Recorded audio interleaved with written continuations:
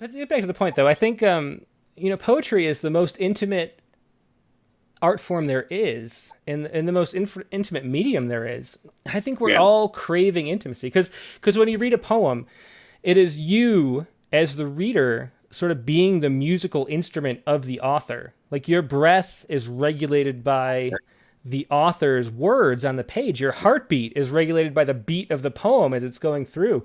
Like you are the medium, and it's this one-on-one connection, which is why I love poetry so much. And it's the Yeah. thing that we're longing for these days. You know, we don't have this intimacy anymore. So I why think is we're, it that no one reads? okay, I think we're afraid of certain aspects of it, right? Because, or we're afraid of connection on a few fundamental levels. Like I got to tell you, I mean, uh, I mean, the aforementioned divorce, right, was the first time I went to therapy, and I think if you're doing therapy well, uh, you have to spend the first few sessions just like crying, like, oh my God, coming to terms with yourself, Hmm. right? I mean, because we lie to ourselves all the time and we lie to each other all the time. And I think people are, uh, understandably so, very often concerned or worried about intimate communication Hmm. because it's threatening. Yeah, yeah. It it's even it's because again, it should be bereft of bullshit. And so someone's trying to speak to you crucially, right? They're not speaking to you flippantly. They're speaking to you crucially. They're trying to do that. And that already is a little bit embarrassing, Hmm. I mean, Jesus. I mean, it's embarrassing to even sit at your typewriter or your computer and think, I'm going to create something that didn't have to exist because I think I have something to say. Hmm. Right there, bam. That's not being an actor where you're aping somebody else's script, right? You're taking a huge risk of vulnerability, Hmm. right? Yeah. And, and that's just on the writing end. So on the receiving end, I think that's the stuff that works the best, actually, Hmm. right? But again, I think people are maybe a little bit worried about it because it's uncomfortable. Although it's not difficult. That's another thing that drives me to distraction is, and I think this is almost entirely high school teachers' faults because they tend to teach poetry like you need a secret decoder ring. Hmm. And they bust out William Cullen Bryant's, what is that one? Battered my heart, 3-person God or something.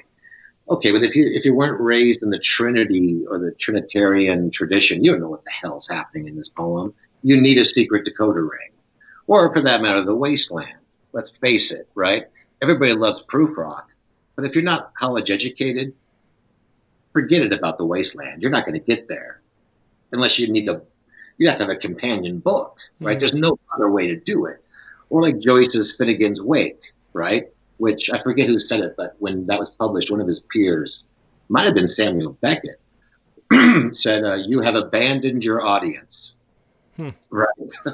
Well, abandoned the common man, I think is what the line was. But I don't think most poets are trying to do that any more than most short story writers are. Hmm. They're they're trying again to speak crucially and to dignify and even sometimes complicate the human experience. I mean, which is another problem. It shouldn't necessarily make you feel great, right? That's what Instagram poetry is for. Yeah. Hmm. If you want to feel wonderful, do that. But Yeah, I've always feel like poetry, like real poetry, because it's honest and intimate in that way, creates cognitive dissonance, and that's what people yeah, sort of resist. It's like my worldview is changing, and I don't like this experience, and so that's why people don't gravitate toward it. But then some people enjoy that, like people enjoy skydiving or something for the rush of the cognitive dissonance. I think that's kind of what it comes down to, and I don't know how to.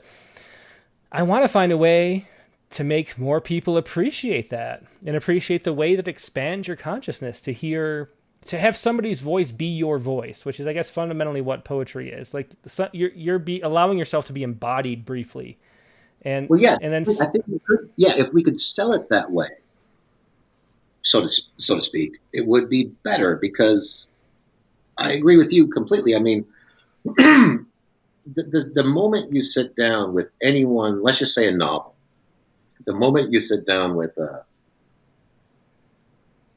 James Baldwin and Giovanni's Room, that mere act that you're surrendering yourself to one person's voice is already an act in the dissolution of your own ego.